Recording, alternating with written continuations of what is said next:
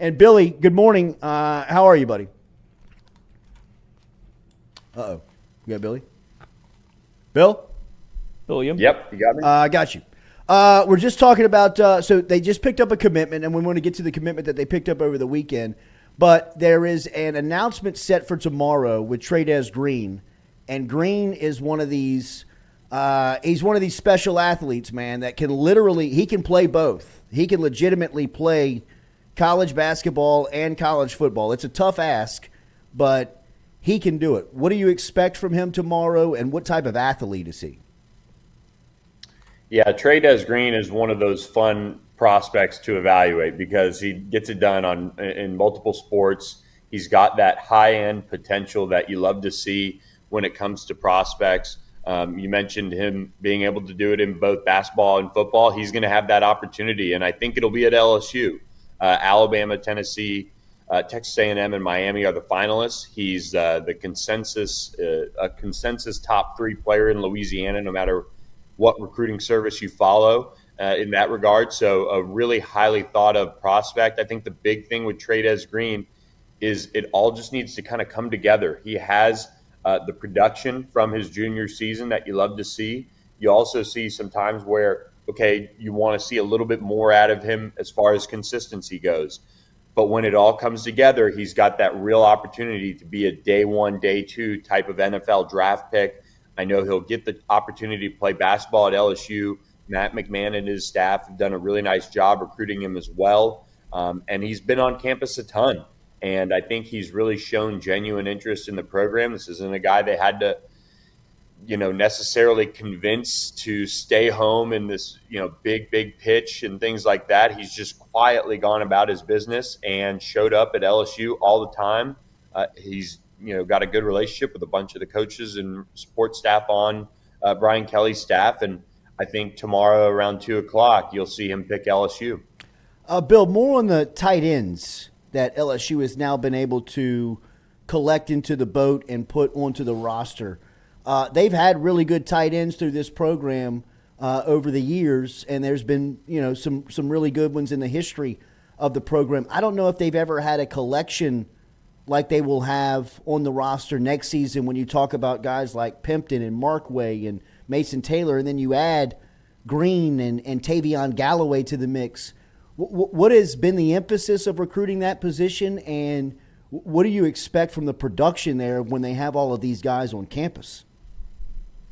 Yeah, I think, one, you've got Mason Taylor, so that is a good thing. He could set the tone. He can be that reliable guy. You don't need anybody to necessarily be this superstar from day one because you have Mason Taylor, a guy who's proven he can do it in the clutch.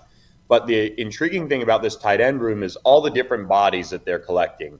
And you have a Kamorian Pimpton, who has this insane over 7-foot wingspan and catch radius and looks like he's a small forward for a SEC team who's going to come in this summer.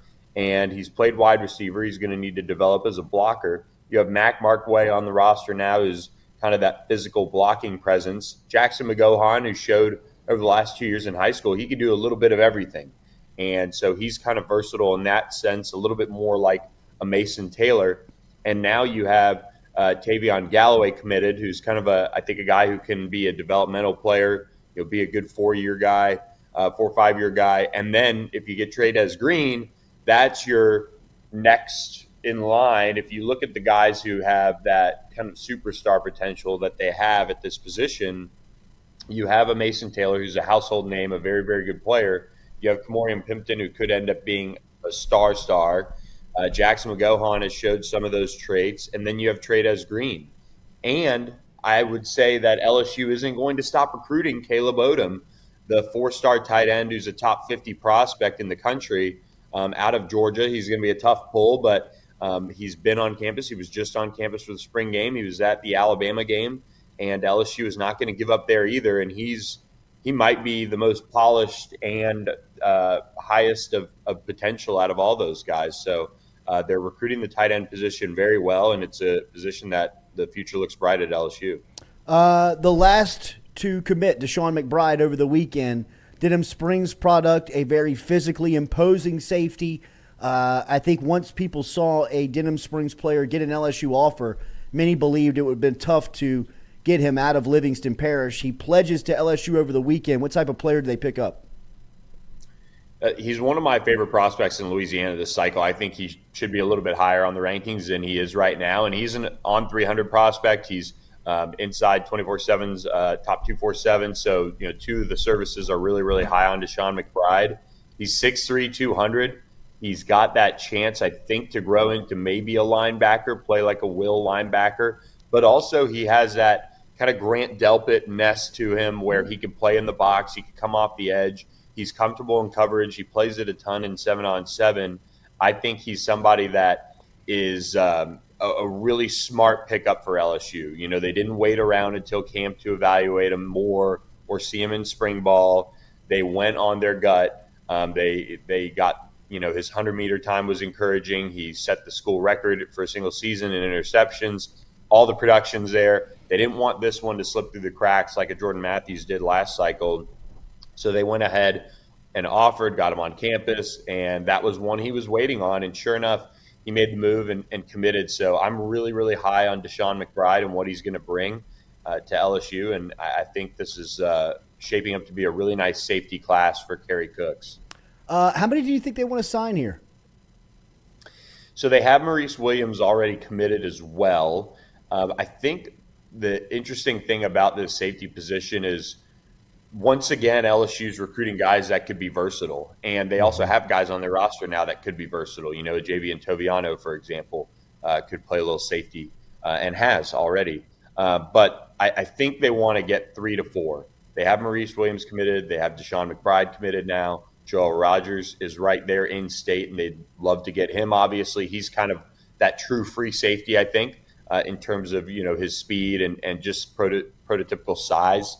They have a nickel committed in Wallace Foster, and they're going after Juwan Johnson, the former Colorado commit out of Lafayette Christian, as well. So I think they're going to shoot for the stars on that. I would say what would be a final safety type of take. It wouldn't shock me if they signed 4, but I think they definitely want 3. And then I would think they addressed it through the transfer portal next spring as well. Yeah, I wanted to ask you about Juwan Johnson's decommitment from Colorado and what it means potentially for LSU. Yeah, I think it could bring some good news for LSU. I had my on-3 RPM pick for LSU for a long, long time, and probably should have left it knowing that maybe in the end he wasn't going to end up going all the way out to Colorado. There was just kind of always a sense of that around Juwan, that in the end it wasn't going to go through in terms of going to Colorado and going all the way out there. That's a long way to go. And not many prospects do that. Coming from Louisiana, they normally find a place closer to home. So Juwan Johnson, he's got a Florida official visit set for this summer. The Gators were in his top 3 along with LSU. But I do like where LSU stands here. I think he's a player that they've recruited very hard. They just had him on campus recently as well. And I think he stays home in the end. There's just a lot of ties there that they normally work really well and get LCA kids on board. So right now, everything looks good for LSU, in my opinion. You get him to decommit, and now it's kind of open season on him again, which is a good thing. And you have all this time still to keep recruiting him and get him on board. 5-star edge rusher Colin Simmons was in town over the weekend for the spring game. What type of impact was LSU able to make? Yeah, just continuing to recruit him really well, make him feel at home. His mom was with him once again. I think he's a prospect that will take a lot more visits. He has official visits in mind. I think he will take it all the way to signing day, in my opinion, right now. And if that's the case, it's going to be a long, long process. So you just kind of got to hang in there with Colin Simmons. There's a lot of programs that are going to throw everything at him. I think he's worth it. He's a top 10 prospect. He's the number 1 edge rusher in the country. When you look at LSU's roster right now, after losing B.J. Ojolari and Deshaun Womack, does he play Jack? Does he play strong side defensive end? You need a guy like Colin Simmons to come off the edge. Harold Perkins can do that. for you as well, but they're trying to play him a little bit more at linebacker. They've got to get Colin Simmons. He's one of those. I really do think. I think he's just a generational type of pass rusher that you can line up and feel really good about just about every down going and getting the quarterback. But LSU, Georgia, Alabama, Texas A&M, TCU, Oregon, there's a bunch of schools that are in the mix for official visits and will be in the mix until the end. I think LSU is definitely right there at the top of his recruitment. Duncanville is loaded with talent. When you talk about Colin Simmons being on that team, they've also got a 4-star safety in Kadavian Dotson-Walker that LSU is interested in. But their running back in Caden Durham seems to be at the top of LSU's offensive list, with Frank Wilson leading the charge there. I know that he was back in town this weekend from Duncanville, from Texas. How was that for LSU? So Caden Durham was in Oklahoma this weekend, but he was at LSU the weekend prior. He's made a couple visits to LSU now. He is an Oklahoma legacy. His mom ran track at OU. So that is going to be something to watch there. And the Sooners generally recruit Duncanville well as with just the proximity. They also have one of his former teammates. I think they crossed over each other there in Savion Byrd, an offensive lineman. So there are some ties with Oklahoma, but LSU is really pushing hard here. And I think they've done a really nice job recruiting him. Duncanville is a hard school to get into. They normally send players to a handful of schools when they're in terms of the top players, and they always have a couple of those guys each year. So if LSU can kind of kick the door down and finally get one of these high-end prospects from Duncanville, it'll say a lot about the future recruiting that school as well. It would be tough to come up, kind of a pair of snake eyes because they're after 4 Duncanville players. Colin Simmons, Caden Durham, Kadavian Dotson-Walker, and Alex January, who his whole family's from Louisiana. He's a Texas legacy, but all of his family's down in Lake Charles. He's a 4-star defensive tackle. But if they can get Caden Durham, it would be a really impressive recruiting job. I know they're right there at the top of his recruitment. I think LSU and OU are just duking it out here. And I don't know when he's going to make his decision. I'm looking forward to seeing him on Monday as their spring ball gets going. But Caden Durham is a guy that LSU has squarely put themselves in the mix for as well. It looked like it was a very successful weekend for LSU. When you look down on the sideline prior to the spring game, I mean, it was filled with high-end elite recruits. How was this weekend for the Tigers? Yeah, I think this was a great weekend. And I think the nice thing about it, and it just shows kind of how things have changed over the years, we're not talking about them hosting 300 prospects like, the cattle calls of days yesteryear. past. Yesteryear, thank you, have been. It was a good, intimate atmosphere for prospects to enjoy some time with Joe Burrow, Jamar Chase, Angel Reese, everybody involved with this recruiting weekend. And I think that helps. I've just gotten to know parents over the years, and a lot of them always bring up, well, we want to go back to X school for a more intimate visit when they have these big visit weekends, because it's just, meeting. You're in a room with 50, on a tour with, 25. You don't get that personal feel. This weekend, just with the number of prospects and the true targets that they brought in, felt like that. They had a nice collection of in-state talent, both in 2024 and 2025 that were on campus.